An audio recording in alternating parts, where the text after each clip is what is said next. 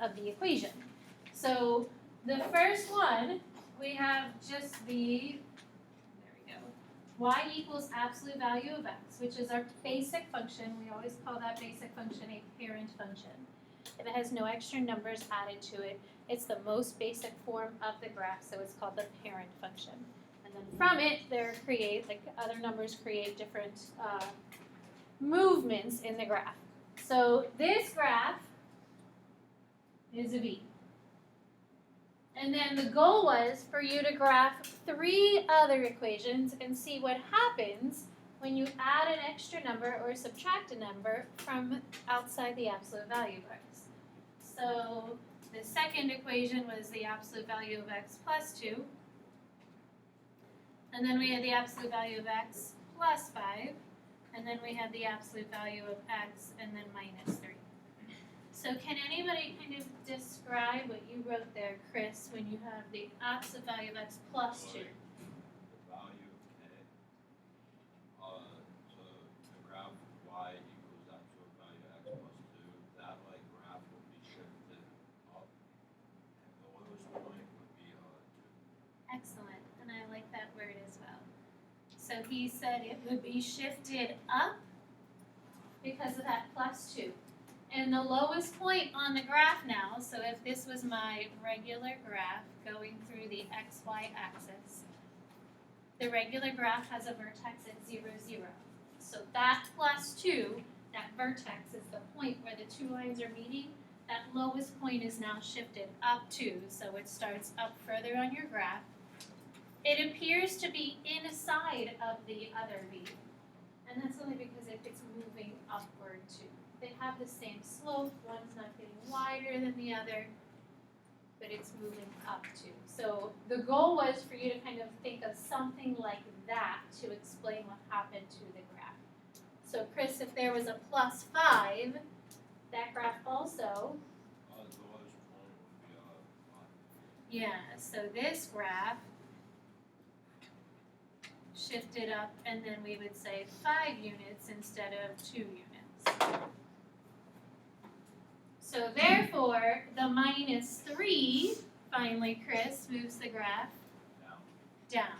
So a plus moves the graph up, and then the minus 3 shifts the graph down.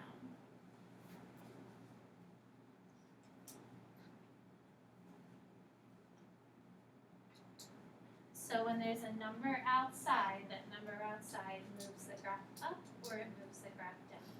And that number is called the k value. And that k is going to appear in 7 equations that we do throughout the year. Questions? So if you look then at the next group of examples, each group was a little different, kind of placing a number in a different location. So again, starting with the original graph. So the goal is to see if I have this original graph,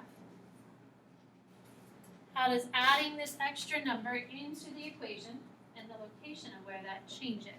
So now we still have a 2, but instead it's inside the absolute value. So Josh, what happened to this graph?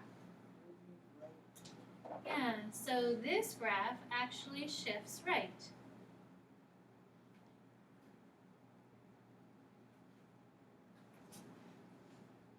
So same graph, but now it's going to the right 2 spaces instead of moving up. So it still should look like a V, but that right now, or the graph has kind of moved right. So then the next one said x minus 4 inside the absolute value. So Josh, that graph, yeah.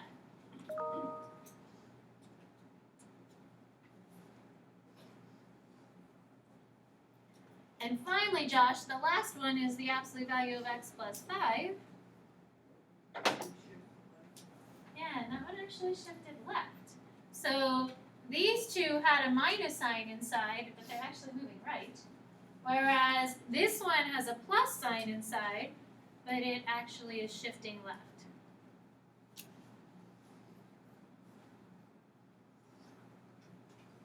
And we'll talk about why that happens. So again, we're talking about like a shift here. How is the graph moving? Well, when it's inside with x, x is our variable that goes left and right, so that's why the graph is going left and right. If it's with x, it's moving the direction of x. Any questions on those? Alright, so then on the back, there was one other location that we placed a couple numbers, and that was in front of the absolute values being multiplied. So instead of being added or subtracted, we're throwing that in front and multiplying it by a number. So going back to my regular looking V.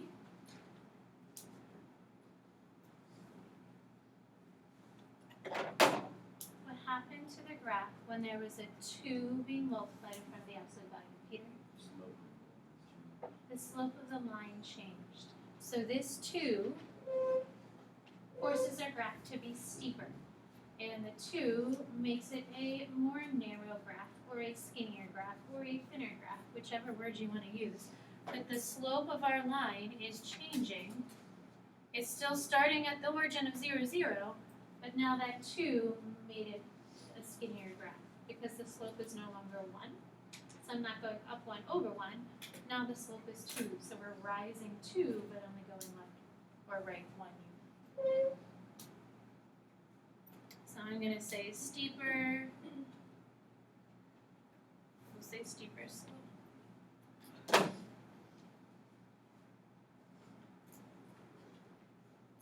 Peter, with the 5 in front, what would happen? Yeah, so now it's even getting more steeper. I don't even know if that's right. Are you supposed to say more steeper? I feel like once you put the ER, it's just steeper. Mr. King would kill me. It's just steeper. So it's steeper than the previous one. How could you say it? Even steeper instead of okay. Narrower.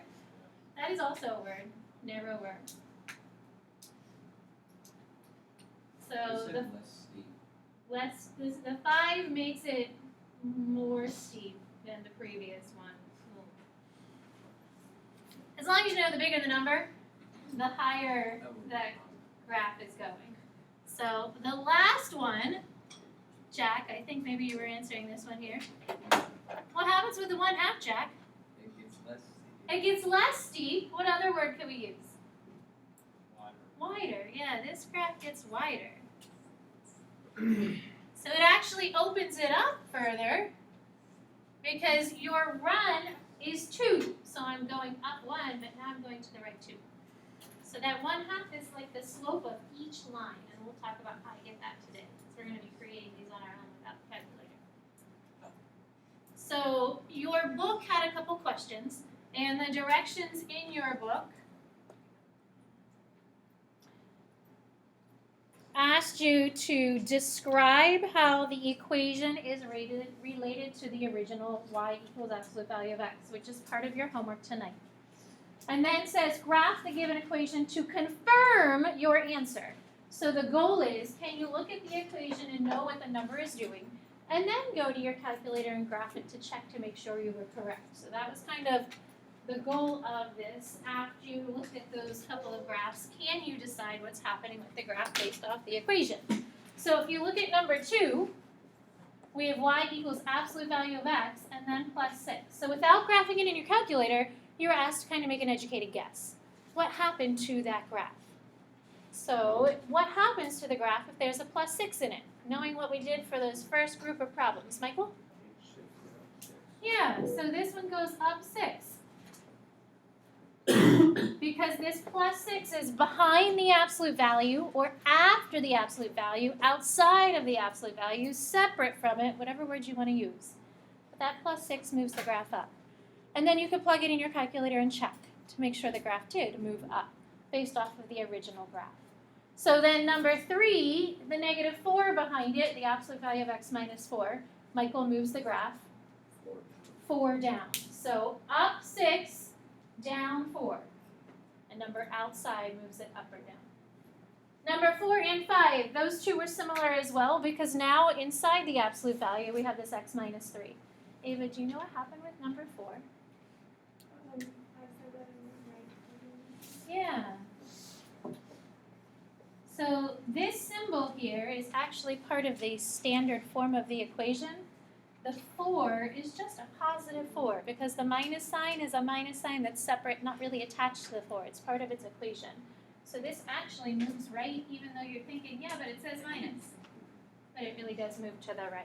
So then Ava number 5 moves to the left. So that plus 2 actually moves it left.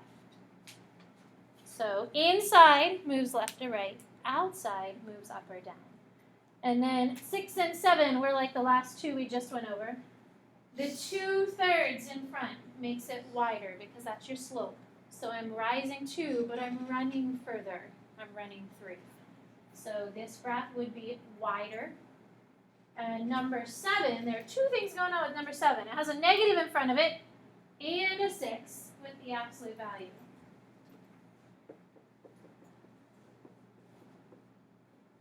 So two things, Nick. One thing that happens with this. It's upside down. Yeah, so the negative part makes it go upside down.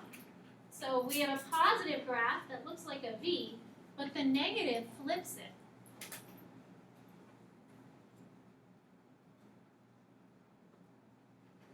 So a negative literally makes it go down because it's a negative. And then Nick, the 6 part makes it steeper. So the negative flips it upside down, the 6 part makes it steeper. Questions? So today we are going to look at graphing problems like 8, 9, and 10. We're going to hopefully be able to identify how the graph shifts, and then we're going to use that to try and graph it on our own. Of course, you have the graphing calculator to assist you, but the goal would be to not rely on the calculator. So can we get these graphed on your own? So in your packet, we're going to look at this lovely equation down here. Now you might have been able to generalize after kind of going through some of those questions. Packet, it's section 2.7, it says absolute value functions and transformations. So today we'll do the absolute value function. On Monday we'll do the transformation of any function. And then, as I said, we'll look at domain and range. On the board over there, I have a notebook quiz scheduled for Friday, and that would be on chapters 1 and 2. So any of the notes or homework assignments that you've had, that's what's contained in a notebook quiz. So that's next Friday. I'll remind you next week so that you get that homework organized if you've kind of just been like shoving it in the little sleeve of your folder. And then Tuesday the 24th will be your entire chapter 2 test. And the quizzes from yesterday are graded. I just have to get one more graded, and then I'll give them back to you on Monday. But they are in Power School. They were in Power School, I think, 2nd period yesterday. So I got my time. So just kind of keep an eye that, like next Friday, notebook quiz. Following Tuesday, we'll have a chapter 2 test. So absolute value. We know that absolute value are those little bars. What's the true definition of absolute value? Nina. Like the distance the number is from 0. Right.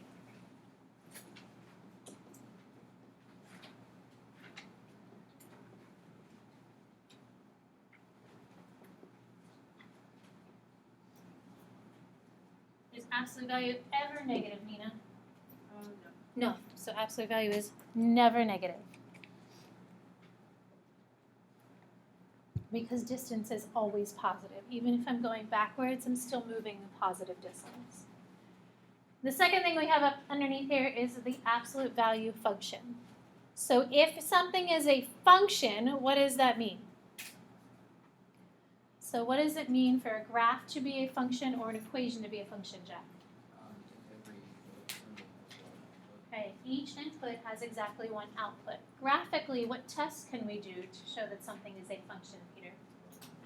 The vertical line test. So we're saying these graphs, which is a V, create a function.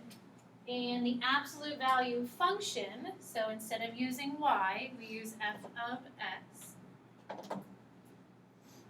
So that means it passes the vertical line test. Each input has exactly one output. Once you say it's a function, that's what that means. So the function has an a, and then absolute value bars, x minus h, and then plus k.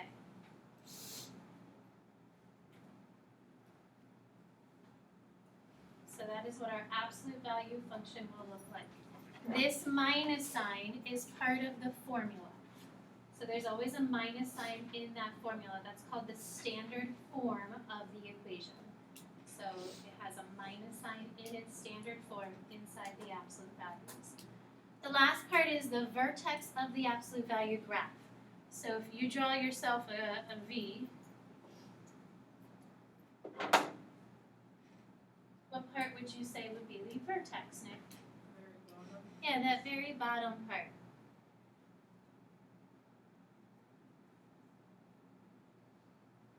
Or, if my V went the other way, my vertex could be the very tippy top. The vertex are the letters in the equation H and K. So we'll talk about locating that vertex by using the numbers in the location of where that letter would be. So the number representing H, the number representing K, would be where our vertex is located. That's also how the graph works. So everything's focused around that vertex because the vertex is the center of the graph. So if I say something over there moves up 6, that means my vertex is moving up 6. So there is a little picture given for you just as a little explanation. We have this parent function for just the absolute value of x. So that means it starts at the origin and it has a standard slope. It also says it's symmetrical. What's it mean if something is symmetrical, Peter? It's the same on both sides. And we're going to be looking at a couple of graphs this year that are symmetrical. So it says it's symmetrical about the y-axis when it is just this basic form because the y-axis cuts the graph in half. So here's my y-axis, it's splitting the graph in half. I have a flip or a mirror image on the left and the right. So we got this wonderful V going on. It says in the left side, to the left side of 0, the graph has a negative slope because that part's decreasing. On the right side of 0, the graph has a positive slope because that part is increasing, and that's how we get the V. So I have these two lines that are kind of connecting together at the vertex, one with a negative slope and one with a positive slope, but it's the slope of the same number. So a -1 slope, a +1 slope connect at the vertex to make the V. We are going to see if we can try and transform these, and there are two more words here. We have a transformation and then a translation. So this is a little bit from geometry. You should have done some transformations last year in geometry. There are 4 different types of transformations. Nick, can you give me one? Translation. So what would be a translation? And you like keep the graph exactly the same but move it somewhere. Yeah, so one transformation could be a shift, which is moving the graph. So we're shifting it or moving it. Ava, another one. Reflection. Say it again. Reflection. Reflection, yeah. Okay, so we have a shift and a reflection. Michael. A rotation. So maybe you're rotating at 180 degrees or you're rotating at 270 degrees. Chris, there's one more. Yeah, it's a dilation. And what does that do to the graph? It makes it bigger or smaller. Yeah. So those are our 4 different types of transformations. So we could shift it left, right, up, or down. We could reflect it. Reflect it is what the negative does. It makes it go down, flips it. Rotating it, so we could spin the graph a little bit, or we could change the size. And changing the size would be the steepness of the graph. Is it a narrow graph or is it wider? A transformation has 4 options, but the translation is just a shift or a reflection. So a translation is either the shift in the graph or a reflection of the graph. It doesn't change the size. So you're translating it by moving it, but you're not changing the size or the rotating the graph. So we're going to see if we can graph some of these.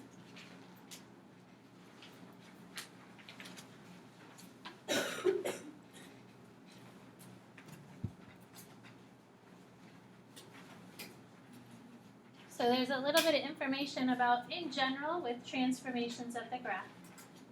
And it focuses on the a value. So just a little reminder, here's our equation that we're going to be looking at. The a is our slope. So the a is going to be the slope of the line. It's always in front of the absolute value. And it says if the absolute value of a is greater than 1. So the absolute value of a is greater than 1. Then the graph is vertically blank. So when the number in front is bigger than 1, Chris, what's going on with the graph? Steeper. It's steeper. And we're going to say it's vertically stretched. So that means I'm pulling my graph because the slope is larger. So I'm going up 5 and over 1. So vertically it's being stretched. Beside that, it says, and y equals a times the absolute value of graph is, and here's where we can put steeper than the original graph.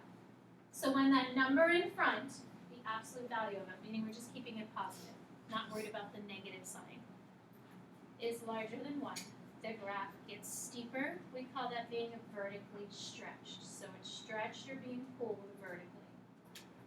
The next one, I have to make a slight little change here. So this should say 0 less than the absolute value of a, which is less than 1. That means when the number is between 0 and 1, like 1/3, 1/2, 2/5, 3/7, any number between 0 and 1. What do you think that would do to the graph?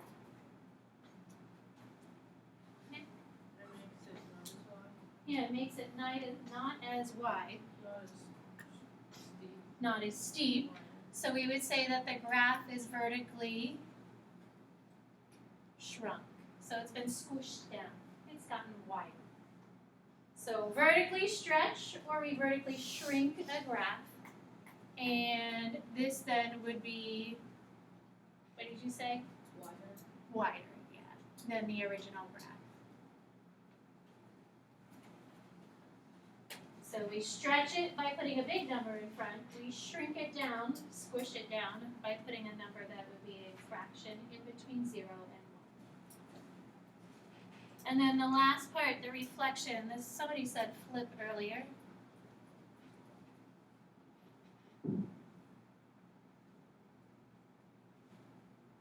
And that happens when we have a negative in front of the or in front of the a. So a reflection is a flip of the graph. Typically our graph goes up and it looks like a V. However, when there's a negative in front, it's flipping it down. So we've kind of done a lot of summary information. Let's see if we can actually now try and graph. The first one wants us to graph two different equations. We have y equals 1/3 and then the absolute value of x. The second one is -2 and then the absolute value of x. The directions want you to compare each graph with the original graph, and that's going to be part of what you're doing tonight. So you're graphing it and then describing the transformation or comparing it with the original graph.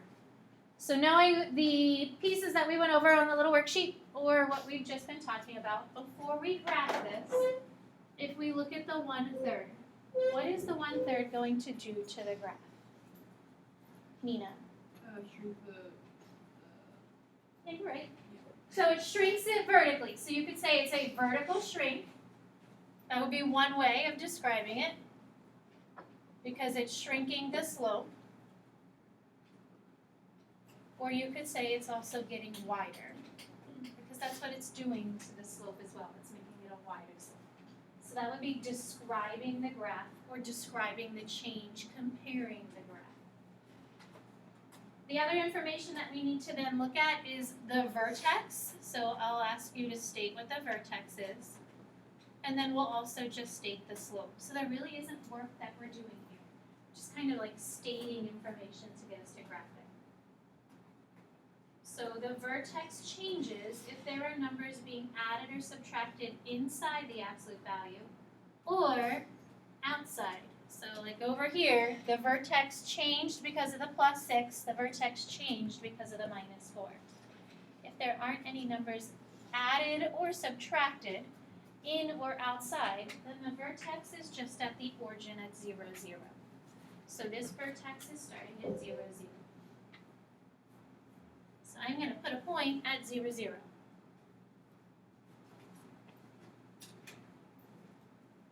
And then the slope, well, this slope is actually 2 because I have these 2 lines that connect at the vertex. So the one slope is a positive 1/3, and the other slope is a negative 1/3. And that's how I get the 2 lines to connect. So we're going to start at the vertex, that middle point, and I'm going to apply the positive 1 slope, or the positive 1/3 slope. So up 1/3, up 1/3. I'll give myself an extra point there so I have 2 points. So there's my positive side. And then I go back to the middle and I do the same thing, but we're going to the negative side. Up 1 to the left 3, up 1 to the left 3. So to create the V, you have a positive and a negative slope to get that absolute value. Questions?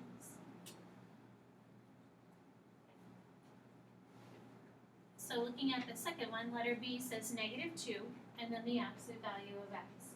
So before graphing it, what does the negative part do? What does the 2 do? So each piece, we're going to just kind of describe how that changes the graph. Sadie, how do you think the negative changes the graph? It reflects it. Good. So it reflects the graph. And then what does the 2 do to the graph? Sadie, what do you think? What does the 2 do to the graph? That's the slope. That's the slope. So that's going to make it steeper or wider? If the number is bigger than 1. Steeper. Yeah.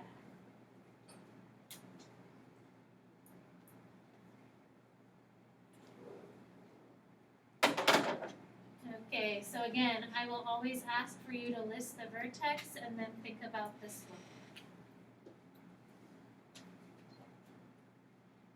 So Cole, the vertex here is? 0, 0. Yeah, still 0, 0. And then this slope starts at -2. So that would be the first slope that I graph. And then the second one would be +2. So starting at 0, 0, you're going down 2 because it's negative. She said it's a reflection. Down 2 over 1. And then my other one, I'm still moving down, but because we're moving backwards, that creates a positive slope. So the initial slope I apply to the right. The opposite slope we apply to the left.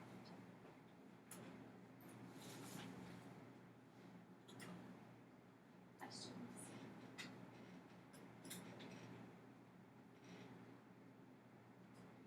So looking underneath that example 2, we're going to try and pretty much do a very similar type of graph, except this graph now actually has some movement. And again, it says compare with the graph of y equals the absolute value of x. So there are 4 different things going on with this graph. There's a negative sign, there's the 3. Inside, there's a +2, and then outside we have a -1. In the little box, it says to identify the vertex, rewrite the function. So if you look at this x plus 2, this is really saying we have an x minus, because the equation or the function is supposed to have a minus sign. And then the -2 is the piece that's making the graph move left. Because to get a plus sign can also be thought of as a minus negative number. When you have a negative and a negative, that changes into the plus sign. So that's why this graph is moving left, because inside, here's this little -2. The minus sign is part of the equation. So when you compare this graph, we would say it moves left 2, What else does the graph do besides moving left 2? Down one. Down 1.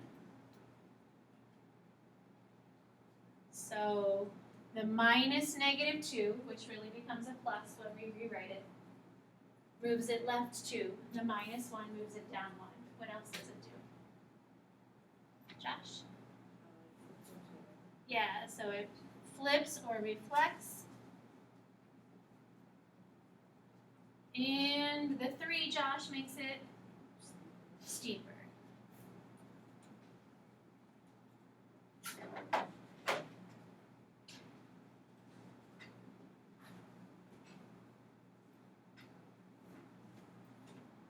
So the last pieces of information. What is the vertex and what is the slope? So knowing that it moves left 2 and down 1, that's the information you need to use for the vertex. Chris, what do you think? The vertex is -2. Right. So left 2 is my x value of the vertex. Down 1 is the y value of the vertex. We also call those values h and k. That's what those numbers represent in the equation, h and k. So the vertex is focusing on the movement of the graph. So I'm going to plot that point. So left 2, down 1 should be now where the graph centers around that vertex. The slope in front of it is a -3, and then I'll also apply the +3 to get both sides of the graph. So from this new point that is left 2 and down 1, my new vertex, we're going the slope of -3, so down 3, right 1.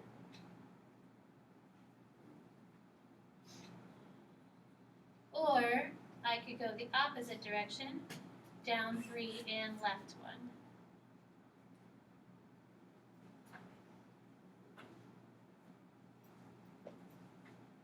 Your graph should never look like an inequality symbol.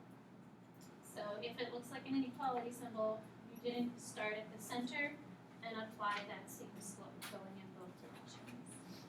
So down 3 over 1, down 3 backwards 1 to get the positive slope. So I should have a line that increases, meets the point, and then a line that decreases. Questions? So at the top of the next page, there's one final example, and then there are 3 practice problems at the bottom there. So the final example with the absolute value is the fact that you're already given a graph. And using this graph, you're asked to write the equation. So see if you can try and come up with an equation. We need a number in front that represents the slope. We need a number inside that represents it shifting left or right. And we need a number outside that represents us shifting up or down. So think, what is the vertex? How does that graph shift? That gets plugged in for the h and the k. What's the slope? How could you figure out the steepness of the line? And you don't need to do any calculations, you got a picture to look at. So try and come up with the equation for that function. And then if you have that equation, you can, down below, graph those 3 functions, trying to think about how does the graph transform.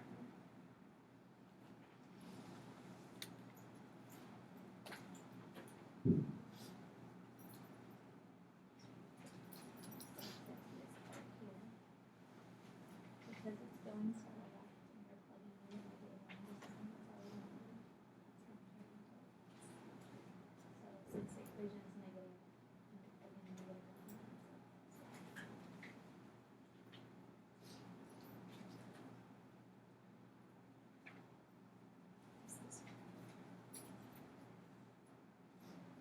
So this guy here,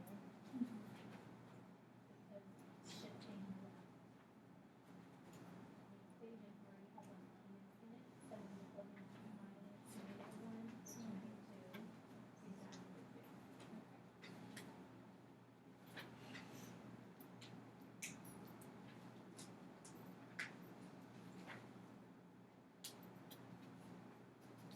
So starting with the vertex here, if it's at -1, 3, that means H is -1, K is +3.